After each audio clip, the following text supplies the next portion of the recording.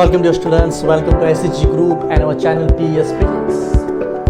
तो बच्चों last lecture में हम लोगों ने देखा था कि करेक्टनेस ऑफ इक्वेशन हम डायमेंशंस का यूज करके किस तरह से कर सकते हैं और यूनिट का कन्वर्जन किस तरह से कर सकते हैं। ठीक है, तो अगर आपने प्रीवियस लेक्चर नहीं देखे होंगे तो प्लीज जाके एक बार जल्दी से यूट्यूब पे टाइप करिए PS फिजिक्स और प्रीवियस यूनिट एंड मेजरमेंट्स के सारे लेक्चर्स देख लीजिए। ठीक है, तो ये लेक्चर काफी इंपॉर्टेंट रहेगा। जैसे कि मैंने लास्ट लेक्चर में ही आप लोगों को बोला था कि ये लेक्चर में हम लोग कुछ महत्वपूर्ण न्यूमेरिकल सॉल्व करेंगे जो कि आपको काफी इंपॉर्टेंट रहेंगे आने वाले नीट और जेईई एग्जाम के लिए। ठीक है, सो चलिए शुरू करते हैं। पहला question, find the dimensions of potential.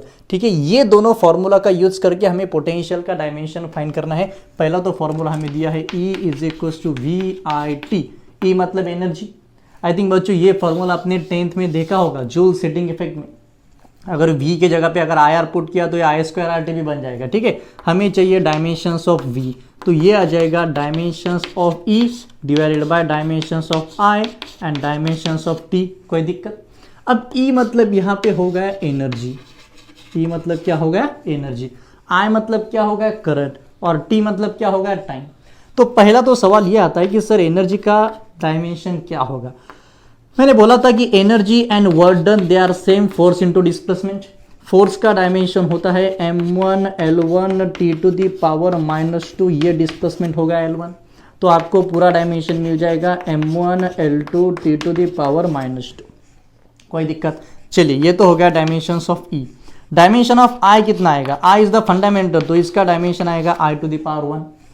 Time का डायमेंशन क्या आएगा? टाइम भी फंडामेंटल क्वांटिटी है तो इसका भी डायमेंशन आएगा T⁻1।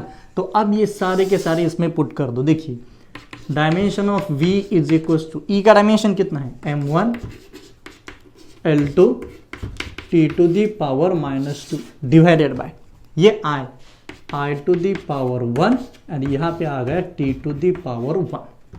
कोई दिक्कत? ठीक है, अब देखिए अगर इसे हमें सॉल्व किया तो यहाँ पे मिल जाएगा m⁻1 L⁻², ये +1 ऊपर जाके -1 हो जाएगा। तो -2 -1 यहाँ पे आएगा T⁻3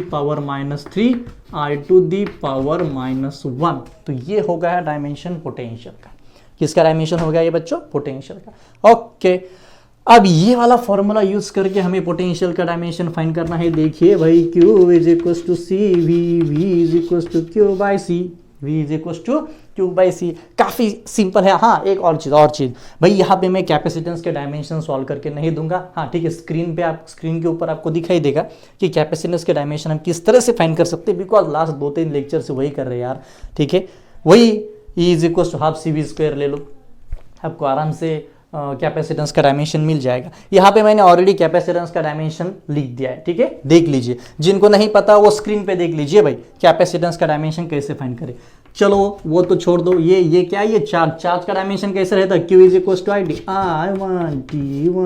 I1 T1। ये चौक भी आजकल बराबर नहीं आ रहे यार। ओके चलो, कैपेसिटेंस बोलो जल्दी, किधर है वो? m-1 L-2 T⁻4 I⁻2। बस अभी क्या बाकी है भाई? ऊपर नीचे कर दो उसको, आंसर अपने आप मिल जाएगा। देखिए कैसे करेंगे, -1 गया ऊपर, वो हो जाएगा +1, ये m1 बोल दो। ठीक है, ओके, ये -2 ऊपर जाएगा +2, यहाँ पे L2 हो गए। ये +4, ये +1, ये 4 ऊपर जाके माइनस बन जाएगा। 1 - 4 -3, ये -3, ये +2 ऊपर जाके माइनस, ये हो गया -1। हाँ, कोई भी फॉर्मूला आप लोग यूज करो, देखिए डायमेंशन सेम मिल गया, बिल्कुल सेम मिल गया। अब V = IR यूज करो, I = R, V = IR, V = I × R। आपने अगर ये भी फॉर्मूला यूज किया तो भी डायमेंशन यही मिलेगा। आपने E = VIT किया, डायमेंशन सेम मिला। आपने Q = CV किया, डायमेंशन भी सेम मिला। यानी कि कोई भी फॉर्मूला यूज करो डायमेंशन बदलेगा नहीं। ठीक है, तो चलिए अभी नेक्स्ट क्वेश्चन देखते हैं। n = 1/12 √f divided by m। Check the correctness of equation. यहाँ पे हमें करेक्टनेस ऑफ इक्वेशन चेक करना है। ठीक है, तो चलिए देखिए अब यहाँ पे होगा क्या, ये आप सीधा इसे T भी ले सकते हैं, यानी कि टेंशन T या F भी बोल दो, कोई दिक्कत नहीं आएगी। यहाँ पे n का मीनिंग रहेगा फ्रीक्वेंसी, n का मीनिंग क्या रहेगा? फ्रीक्वेंसी। L मतलब रहेगा लेंथ, m मतलब रहेगा मास। भैया टी मतलब क्या होगा, अभी यहाँ पे सरफेस टेंशन मतलब टी मतलब यहाँ पे होगा ओनली टेंशन। आप बोलेंगे सर ये क्या टेंशन है भाई, सरफेस टेंशन आ गया, बाद में टेंशन भी आ गया, ठीक है, वो फिजिक्स का नाम लेते हैं, दूसरा टेंशन भी आ जाएगा ठीक है, चलिए अब ये टेंशन मतलब एग्जैक्टली होता क्या है बच्चों, ये टेंशन मतलब होता है वन टाइप ऑफ फोर्स। ये टेंशन मतलब क्या होता है, वन टाइप ऑफ फोर्स, ठीक है। इसे हम फोर्स भी बोल सकते हैं, यहाँ पे आप फोर्स भी बोल दीजिए, कोई दिक्कत नहीं आएगा यहाँ पे, ठीक है। चलिए अब इसे सॉल्व करके देखते हैं ये इक्वेशन करेक्ट है या नहीं है। पहले तो हम लोग देखेंगे LHS। LHS में हमें चाहिए n, फ्रीक्वेंसी के डायमेंशंस। फ्रीक्वेंसी मतलब होता है 1 डिवाइडेड बाय टाइम पीरियड। क्या होता है फ्रीक्वेंसी मतलब 1 डिवाइडेड बाय टाइम पीरियड। तो ये ऊपर आके बन जाएगा T⁻⁻1, ठीक है। चलिए इसका तो मैटर सॉल्व हो गया, T⁻⁻1। अब हमें इसके बारे में सोचना है, RHS के बारे में। RHS में है हमारे पास 1/2L, ये हो गया T और F डिवाइडेड बाय M। तो चलो 1/2, ये 2 का तो कोई डायमेंशन होगा नहीं because it's a constant dimensionless. ये L मतलब लेंथ हो गया, तो यहाँ पे डायमेंशन आएगा L1। डायमेंशन कितना आएगा L1, ये square root as it is. अब एक बात बोलो, फोर्स का डायमेंशन क्या आता है, वो तो लर्न है आप लोगों का, I know you all are very talented.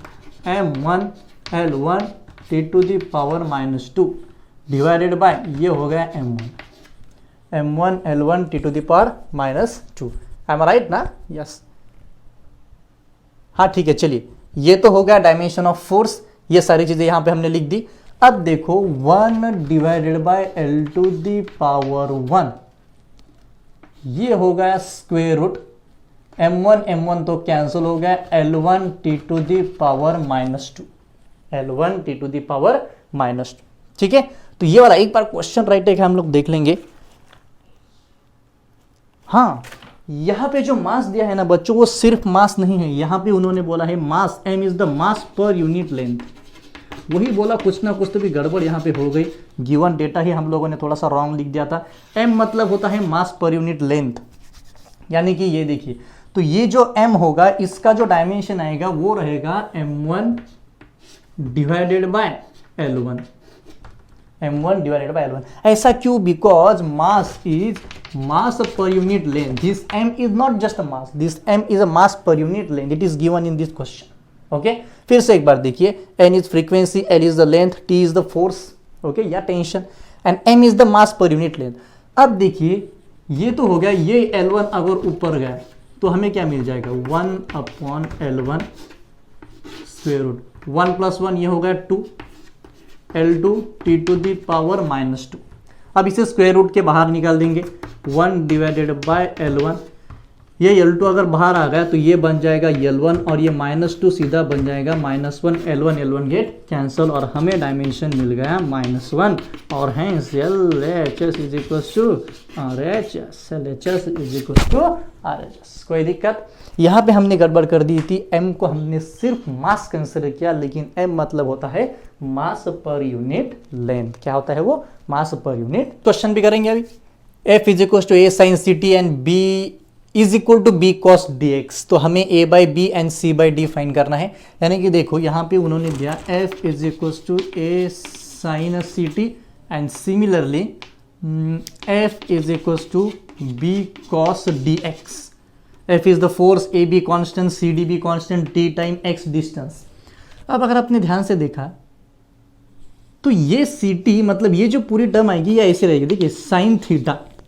तो ये जो थीटा होता है इसे डायमेंशन होगे या नहीं होगे? नहीं होगे, बिकॉज एंगल को डायमेंशन नहीं होते हैं। पहले ही लेक्चर में हम लोगों ने ये पूरा डिस्कशन किया था, एंगल इज अ डायमेंशनलेस। यानी कि अगर आपने देखा तो ये जो CT रहेगा, ये CT ये डायमेंशनलेस रहेगा। ये पूरा कैसे रहेगा? डायमेंशनलेस। यानी कि अगर आपने CT के डायमेंशंस फाइंड किए तो वो कितने आएंगे? M0 L0 T0। हमें फाइंड करना है C, तो यहाँ पे ये T आएगा ना, डायमेंशन ऑफ C। T का डायमेंशन कितना होता है? T1 M0 L0 T0। देखिए ये पूरे CT को सीधा पूरा 0 मत कर दीजिए, ठीक है। ओके, तो हमें चाहिए अभी डायमेंशन ऑफ C, ये T नीचे जाएगा ऊपर भी आएगा, यानी कि इसका डायमेंशन हमें मिल गया -1, T⁻⁻1। सिमिलरली ये भी डायमेंशनलेस बन जाएगा। Okay, so dx is also dimensionless. तो ये डी, एक्स मतलब क्या होता है लेंथ, तो इसका डायमेंशन आएगा L1, यहाँ पे M0 L0 T0, कैसे होता है M0 L0 T0 M0 L0 T0, okay. ये L1 जाएगा नीचे, नीचे जाएगा फिर से जाएगा ऊपर। अरे जो ये अगर नीचे गया तो ये L⁻1 हो जाएगा, अगर ये ऊपर गया तो 0 - 1 कितना आएगा -1, तो D के डायमेंशन कितने आ रहे हैं L⁻1, ज़्यादा टेंशन मत लो, L⁻1 ये आ गया T⁻1, तो C का मैटर हो गया और किसका D का हो गया। अब हमें फाइंड करना A एंड B। अब ध्यान से देखो, अगर हमने ये पूरा इक्वेशन कंसिडर किया, अगर हमने लिया चलो साइन थीटा कुछ भी लो, साइन 30 लिया तो कुछ ना कुछ तो भी वैल्यू मिलेगी, साइन 60 लिया तो भी कुछ ना कुछ तो भी वैल्यू मिलेगी। अगर एक वैल्यू मिली मतलब वो कांस्टेंट हो गया, और कांस्टेंट हमेशा डायमेंशनलेस होता है। आई hope you got the concept. अगर मैंने यहाँ पे ये साइन ct, तो हमने इस ct को क्या कंसिडर किया था थीटा, तो ये थीटा आप कुछ भी कंसिडर करो ना, तो जो भी कुछ मिलेगा वो क्या रहेगा, एक वैल्यू रहेगी। यानी कि f = a, आगे जो भी है वो एक नंबर है, और नंबर को डायमेंशंस होते हैं क्या, बिल्कुल नहीं होते। यानी कि सीधा f और a कैसे बन गया इक्वल, f और a कैसे बन गया equal. I think last lecture मैंने क्या एग्जांपल दिया था, p = p0 suppose sine theta, तो आप इसी एक्सप्रेशन को p = p0 भी लिख सकते हैं, बिकॉज ये तो डायमेंशनलेस हो गया। तो ये और ये इक्वेशन डायमेंशनली तो करेक्ट होगा लेकिन मैथमेटिकली नॉट करेक्ट होगा। प्रीवियस लेक्चर में हम लोगों ने देखा था, इसीलिए मैं कहता हूँ कि स्टार्टिंग से लेक्चर देखिए, दिल से देखिए, आपको सारा समझ में आएगा, ये गारंटी हमारी, ठीक है। तो चलो ये तो f मिल गया हमें, a = f मिल गया, फोर्स का डायमेंशन तो पता है सबको, और यहाँ पे भी क्या मिल जाएगा फिर f = b, यहाँ पे क्या मिल गया f = b, तो आप a/b भी निकाल सकते हो और c/d भी निकाल सकते हो, ठीक है। तो ये हो गया a, ये हो गया b, ये हो गया c, ये हो गया d, बाकी आप डिवाइडेशन कर लो, on all answer is yours. यहाँ पे इस वाले क्वेश्चन में एक ही चीज़ आपको इंपॉर्टेंट रहेगी, ये जो थीटा है उसके हिसाब से हमने ये डायमेंशंस फाइंड किए, लेकिन ये पूरी टर्म अगर हमने कंसिडर की तो ये पूरी टर्म डायमेंशनलेस रहेगी। क्यों डायमेंशनलेस रहेगी सर, बिकॉज उसका जो आंसर आएगा वो एक न्यूमेरिकल वैल्यू होगी, और न्यूमेरिकल वैल्यू का कोई डायमेंशन नहीं होता। क्यों भाई, वो कांस्टेंट है, कांस्टेंट के डायमेंशंस आप लोग कैसे निकालोगे, ठीक है। So yes, so this is also one of the very important. Next question थोड़ा सा अलग रहेगा, थोड़ा सा क्रिटिकल रहेगा। ये क्वेश्चन है 2019 मेंस का क्वेश्चन। देखिए, which of the following combination has a dimensions of R, R मतलब रेजिस्टेंस, आर मतलब क्या होगा यहाँ पे रेजिस्टेंस, थोड़ा सा ध्यान से देखिए ना। तो ये ऑप्शन हमें दिया है। अब ये जो इप्सिलॉन नॉट होता है इसे हम लोग कहेंगे परमिटिविटी, क्या कहेंगे इसे हम, परमिटिविटी, और इसे हम बोलते हैं म्यू नॉट, क्या बोलते हैं इसे, म्यू नॉट। ये होता है परमियाबिलिटी, इसे हम लोग बोलेंगे परमियाबिलिटी, ठीक है। ये चीज परमिटिविटी नामक चीज हम लोग पढ़ेंगे 12th में इलेक्ट्रोस्टैटिक्स में, ठीक है। और ये परमियाबिलिटी नामक चीज हम लोग पढ़ेंगे मैग्नेटिज्म में, वो भी आएगा 12th में, ठीक है। तो ज्यादा इसके बारे में टेंशन ना लो। इसके डायमेंशंस कैसे फाइंड करने हैं ध्यान से देखो। कूलम्ब्स लॉ नाम का एक लॉ होता है, 1/4πε0 q² divided by d², d मतलब distance, q² divided by d²। अब हमें इसके डायमेंशंस फाइंड करने हैं, ठीक है, इसका यूनिट हमें फाइंड करना है।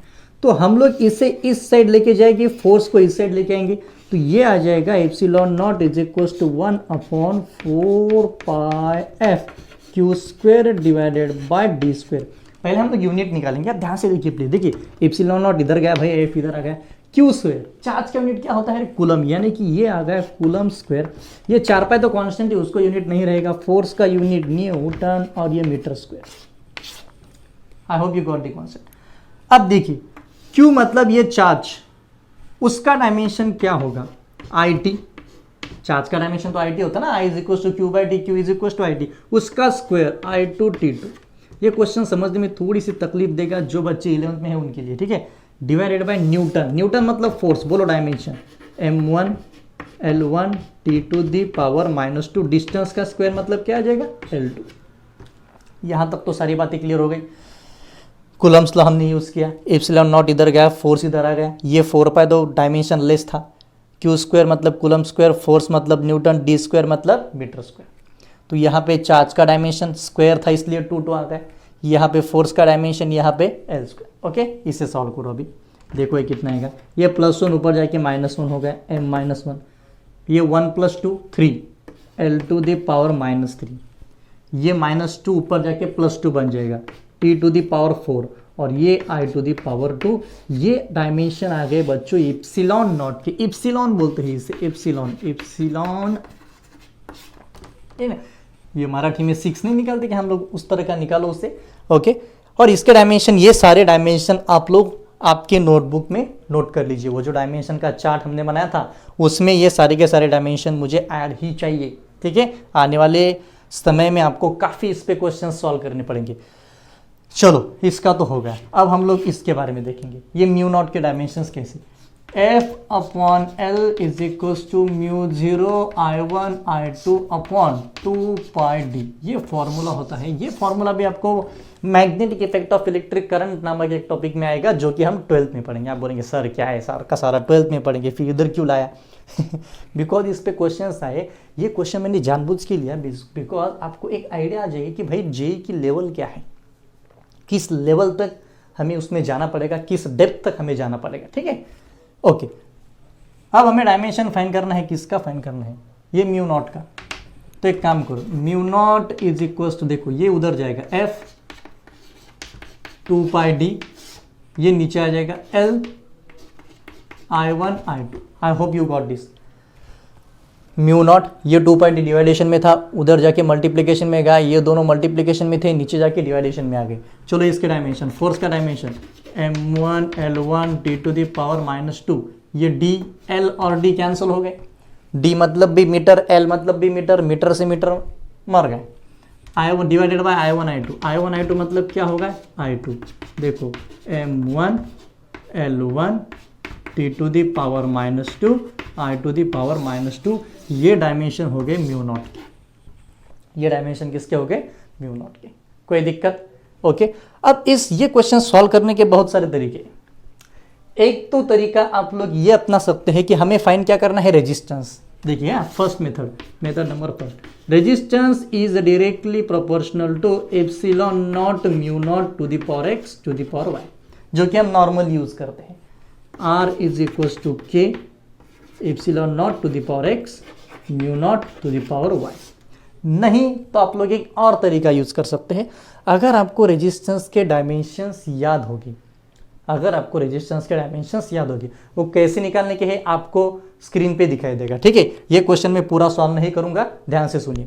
अगर आपको पता है कि भाई रेजिस्टेंस के डायमेंशन ऐसे ऐसे कुछ तो भी आते हैं, आपको इसके भी डायमेंशंस पता चल गए, μ0 के और ε0 के भी पता चल गए, तो ये सारे डायमेंशंस लो, ऑप्शन में पुट करके देखो, सारे डायमेंशंस लो। ये वाले ऑप्शन में पुट करो, देखो रेजिस्टेंस से टैली होता है कि नहीं। ये वाले ऑप्शन में पुट करो, देखो टैली होता है कि नहीं। ये वाले सारे इसमें वो पुट करो और फिर डिसाइड करो कि राइट ऑप्शन क्या होगा। ऐसे क्वेश्चन सॉल्व करने का यही एक बेस्ट मेथड है। नहीं तो फिर आप लोग इस तरह से भी जा सकते हो, कोई डिफिकल्टी नहीं आएगी। ε0 पुट करो, μ0 पुट करो, पावर x के m के पावर अलग निकालो, l के पावर अलग निकालो, 4 इक्वेशंस मिलेंगे। फिर 4 में से 2 इक्वेशंस को सॉल्व करो, x और y की वैल्यू मिलेगी, तब जाके आपको ये आंसर मिलेगा। ठीक है, तो फिर से एक बार देखो, r के डायमेंशन स्क्रीन पे दिखाई देंगे, वो डायमेंशंस। ठीक है, ε0 के डायमेंशन पता है, μ0 के डायमेंशन पता है, दोनों। तो चलिए अभी एक नेक्स्ट क्वेश्चन की तरफ जाते हैं। P plus A by V square V minus B is equals to RT। We have to find the dimension of A and dimension of B, दोनों का रेशियो हम लोगों को फाइंड करना है। काफी इजी क्वेश्चन है, चलिए ट्राई करके देखिए, एक बार पॉज करिए और ट्राई करिए। ठीक है, हो गया, वेरी गुड, नाइस। देखो अभी यहाँ भी उन्होंने दिया V मतलब वॉल्यूम, P मतलब प्रेशर। ठीक है, ओके। अब देखिए एक चीज, ए बी कॉन्स्टेंट है, बी भी कॉन्स्टेंट है। हमने होमोजेनिटी प्रिंसिपल में देखा था, अगर कोई भी दो क्वांटिटीज एडिशन में होगी या सब्ट्रैक्शन में होगी तो दोनों के डायमेंशंस कैसे होंगे, इक्वल। तो ये अगर हमने ये टर्म ली P plus a upon v square, ये दोनों भी एडिशन में है, यानी कि दोनों के डायमेंशंस कैसे होनी चाहिए, सेम। तो देखो dimensions of P is equals to dimensions of A divided by what, v square, A divided by v square. अब हमें प्रेशर के डायमेंशन फाइंड करने हैं। प्रेशर के डायमेंशन अगर फाइंड करने हैं तो प्रेशर का फॉर्मूला होता है फोर्स अपॉन एरिया। चलो बोलो फोर्स के डायमेंशन 1 1 माइनस 2, ये ब्रैकेट भी लगा दो भाई। एरिया मतलब क्या होता है L2, ये ऊपर जाएगा, ये बन जाएगा M1 L minus 1 T minus 2। ये किसके डायमेंशन आ गए? प्रेशर के डायमेंशन ये आ गए। स्ट्रेस के भी डायमेंशन यही होते, because stress is also force by area. तो चलिए, हाँ ये भी मतलब वॉल्यूम है। वॉल्यूम का डायमेंशन क्या आएगा भाई? वॉल्यूम मतलब होता है L क्यूब। L क्यूब मतलब ये आ जाएगा L टू द पावर 3। कितना आ जाएगा ये? L to the power 3। बस अभी क्या दोनों को इक्वेट कर दो, बोलो ये प्रेशर के dimension M1 L minus 1 T minus 2, ए तो कांस्टेंट है, divided by volume L cube का स्क्वायर, यहाँ पे 2 आएगा, बराबर है ना। वॉल्यूम मतलब L क्यूब, उसका स्क्वायर मतलब यहाँ पे कितना आएगा? L टू द पावर 6 आएगा। चलो ये सारी क्वांटिटी यहाँ पे लेके जाओ, इसको उठाओ इधर लेके जाओ, देखो क्या आएगा? M1 L minus 1 T minus 2, यहाँ पे आ जाएगा L टू द पावर 6। तो A के डायमेंशन हमें मिल गए M1 L5 T to the power minus. ये 5 6 7 8 9 10 कुछ भी है, हमें उससे कुछ लेन देन नहीं, ठीक है। बस बेसिक को पकड़ के रहिए एकदम से। ओके हम लोग, हाँ अभी यहाँ पे ये तो काफ़ी इजी है भाई। सेकेंड पॉइंट देखो, V माइनस बी, दोनों भी मल्टीप्लीकेशन, सॉरी क्या बोलते हैं, सब्ट्रैक्शन में है। ओके, यानी कि dimension of V is equal to dimension of B। Solve करने की ज़रूरत है क्या? V मतलब क्या होता है? वेलोसिटी है।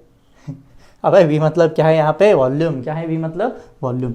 तो हमें मिल जाएगा dimension of B is equal to L cube. चलो ये हो गया B, ये हो गया डायमेंशन ऑफ A, लेकिन हमें क्या चाहिए? A divided by B। किधर गया? A divided by B। देखो फिर dimension of A upon dimension of B। A के डायमेंशन कितने हैं? M1 L to the power 5 T to the power minus 2 upon B के dimension L to the power 3। देखो अभी ये M1, ये 3 ऊपर जाके minus L2 T to the power minus 2। तो ये डायमेंशन आ गए हमारे A एंड B का रेशियो। तो कोई डिफिकल्ट था क्या इसमें? कुछ भी नहीं, सिर्फ आपको होमोजेनिटी प्रिंसिपल यहाँ पे यूज़ करना है। और एक चीज़, ये क्वेश्चन शायद से जे मेंस 1997 या 1998 ऐसा, हाँ या शायद से ऐसा कुछ तो भी इसी दौरान ये क्वेश्चन एक बार एग्जाम में भी पूछा गया है, ठीक है। ये जितने भी क्वेश्चन हम लोग कर रहे हैं ना, ये किसी न किसी एग्जाम में आने वाले, यानी कि AIPMT ले लो, नीट ले लो या JEE मेंस ले लो, ठीक है। तो ये वाला क्वेश्चन पूरा एक बार नोट डाउन कर लीजिए। तो चलिए एक और क्वेश्चन हम लोग सॉल्व करते हैं। To check the correctness of equation T is equal to 2 pi root of I upon MB। आप ध्यान से देखिए यहाँ पे T मतलब उन्होंने दिया है टाइम पीरियड। T मतलब क्या होगा? Time period. ये I का मीनिंग होता है मोमेंट ऑफ इनर्शिया। I का मीनिंग होता है मोमेंट ऑफ इनर्शिया। आप काफ़ी बच्चे सोचेंगे कि ये मोमेंट ऑफ इनर्शिया सर ये क्या नया टर्म आप लोग ला रहे हैं, ठीक है। कोई टेंशन मत लो। रोटेशनल मोशन नाम का एक टॉपिक हम लोगों को पढ़ना है, काफ़ी इंपॉर्टेंट टॉपिक है, ठीक है। तो उस वाले टॉपिक में हम लोग इसका डिटेल देखेंगे। ये टॉपिक में आप लोगों को सिर्फ फॉर्मूले लर्न करने हैं, ठीक है। और LHS is equal to RHS और डायमेंशन, बस इतना ही सोचो, बाकी छोड़ दो। इसका मीनिंग क्या है, उसका मीनिंग क्या है, वो धीरे धीरे आपको सब समझ में आएगा। ओके, ये M मतलब अभी यहाँ पे मास मत लो, ये M मतलब होता है मैग्नेटिक डायपोल मोमेंट। ये चीज आप लोगों को समझ में आएगी magnetic section, magnetic dipole moment. और ये B मतलब होता है मैग्नेटिक इंडक्शन, मैग्नेटिक इंडक्शन, ठीक है। अब हम लोगों को क्या करना है? LHS is equal to RHS करना है। फिर से वही बात, LHS तो टाइम है, वो तो T1 आ जाएगा, ठीक है, उसकी कोई दिक्कत नहीं। अब हम लोग जाएंगे RHS की तरफ। अब RHS में पहले तो आप लोगों को फाइंड करना पड़ेगा ये I मोमेंट ऑफ इनर्शिया का डायमेंशन कैसे फाइंड करेंगे। मोमेंट ऑफ इनर्शिया कहाँ पे गया? ये मोमेंट ऑफ इनर्शिया का फॉर्मूला होता है mr²।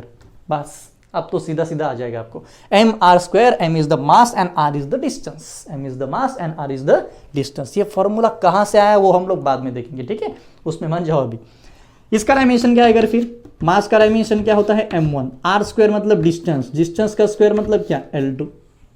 तो चलिए यहाँ तो बात क्लियर हो गई, ठीक है। मोमेंट ऑफ इनर्शिया का फॉर्मूला क्या होता है, I is equal to M R square. कहीं तो भी नोट डाउन कर लो, I is the moment of inertia, m is the mass and r is the distance. अब इस मैग्नेटिक डाइपोल मोमेंट का क्या चक्कर है, इसका फॉर्मूला होता है I इंटू ए। I मतलब क्या, करंट। चलो बोलो करंट का डायमेंशन क्या आता है, I1। एरिया मतलब क्या होता है, एरिया कोई भी कंडक्टर ले लो, कंडक्टर का एरिया क्या है, pi r square metre square. Metre square मतलब क्या, L2। मीटर स्क्वायर मतलब क्या आ गया, L2। चलिए I के डायमेंशन मिल गए, ये M, ये कैपिटल M, ये इसको बड़ा वाला M ऐसे कर देंगे। अब ये B का डायमेंशन आई थिंक हम लोगों ने सॉल्व किया था, तो जिन लोगों ने नहीं देखा वो लोग फिर से एक बार देख लीजिए। F का फॉर्मूला होता है BIL।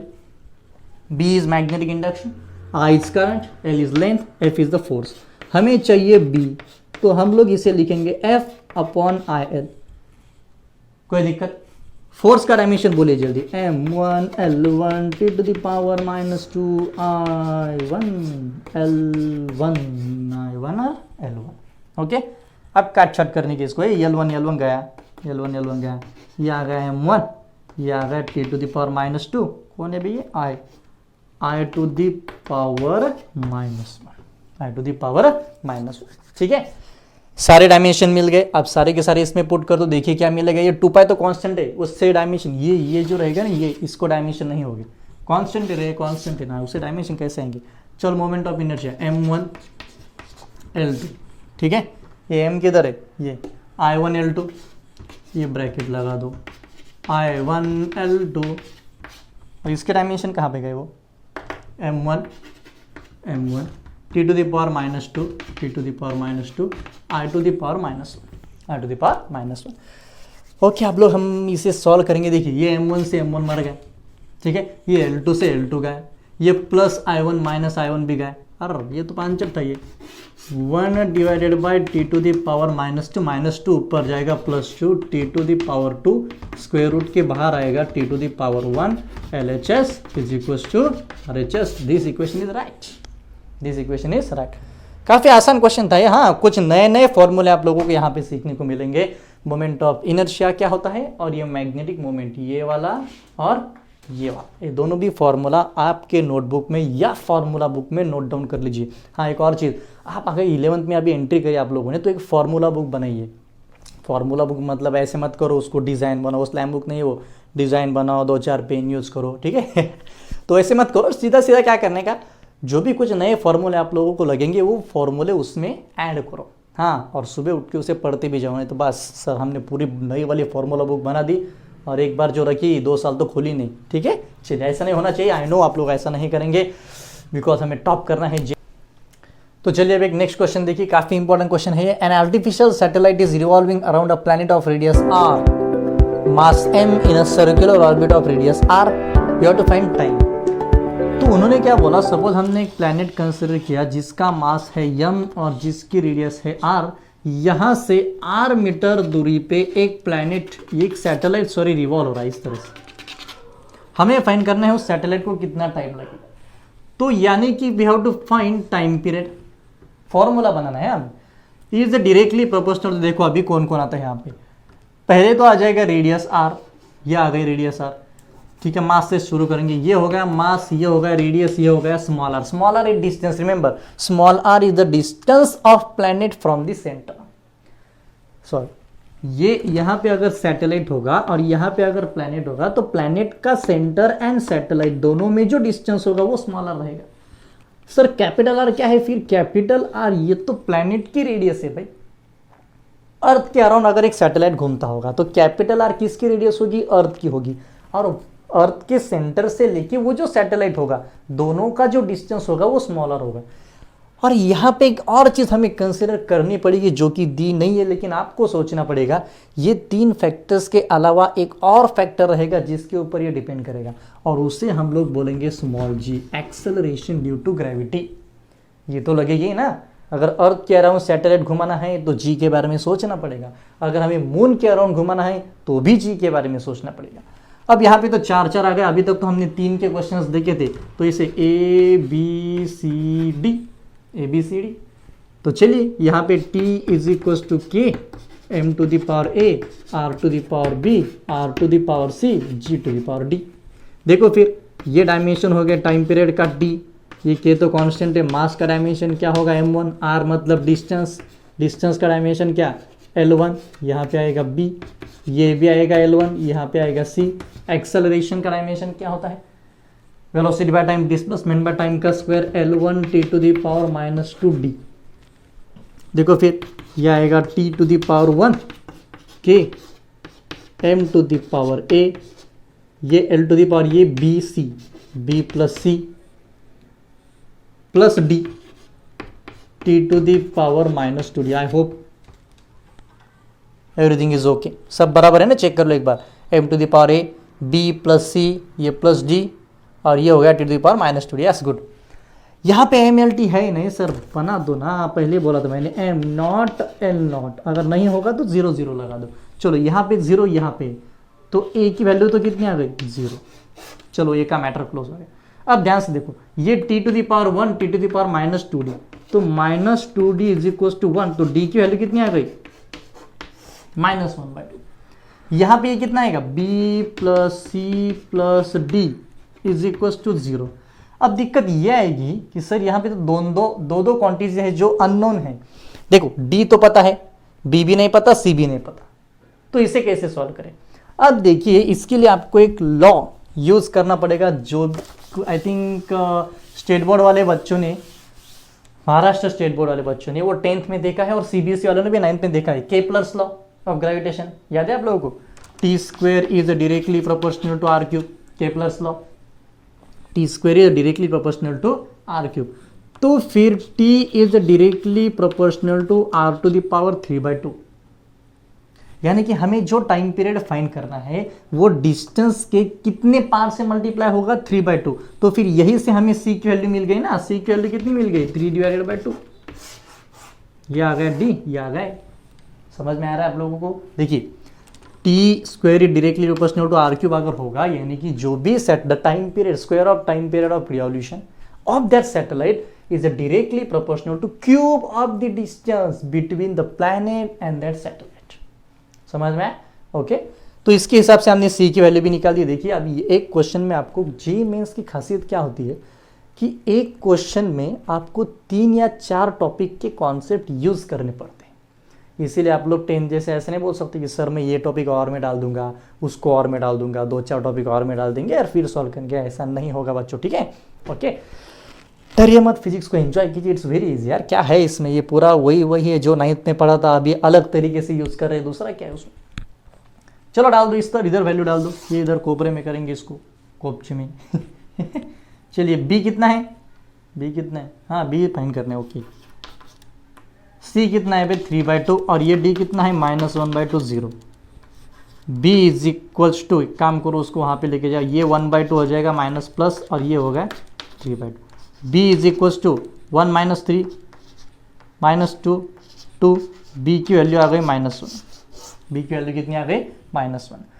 अब ये वाली इक्वेशन में पुट करो यहाँ पे, देखो ये इधर डब्बा बना देंगे एक छोटा सा, t is equals to k, a की वैल्यू 0 मतलब m तो गया, मास के ऊपर वो डिपेंड नहीं करेगा। अच्छा है, चलो एक क्वांटिटी तो गई। r to the power b कितना है -1, ये -1। ओके, उसके बाद में और क्या, r small r to the power c, ये हो गया 3/2 और g to the power d, ये हो गया -1/2। ये आ गया अपना आंसर, ये हो गया हमारा आंसर। कोई दिक्कत इसमें? ओके, तो इस तरह के भी काफ़ी क्वेश्चंस एग्जाम में पूछे जा सकते हैं। समझ में आया? ओके, तो ऐसे बहुत सारे क्वेश्चंस रहेंगे। ये होमवर्क के लिए भी मैं आप लोगों को कुछ क्वेश्चंस और प्रोवाइड करूंगा, लेकिन इतने क्वेश्चंस अभी सफिशिएंट होंगे, बिकॉज अगर सारे क्वेश्चन सॉल्व करने लग गए तो ऐसे 2-4 वीडियो बनेंगे। हाँ, टॉपिक के एंड में जब भी हम टॉपिक ये पूरा फिनिश कर देंगे, अभी टॉपिक के 2 ही पॉइंट्स बाकी, एक तो सिग्निफिकेंट फिगर्स और एरर एनालिसिस, ठीक है? तो एरर के अलग क्वेश्चंस रहेंगे। तो टॉपिक के एंडिंग में हम इसका और एक वीडियो बनाएंगे जिसमें प्रीवियस ईयर की भी कुछ क्वेश्चंस रहेंगे। ये भी प्रीवियस ईयर के क्वेश्चन है, नॉर्मली सारे के सारे क्वेश्चन प्रीवियस ईयर के ही है। और एक सेकेंड वीडियो हम लोग इस पे बनाएंगे। तब तक ये वीडियो एंजॉय कीजिए। अगर सब्सक्राइब नहीं किया है चैनल तो प्लीज़ सब्सक्राइब कीजिए, शेयर कीजिए, मैक्सिमम स्टूडेंट्स तक ये चैनल पहुंच जाना चाहिए, ठीक है? So thank you, have a nice day.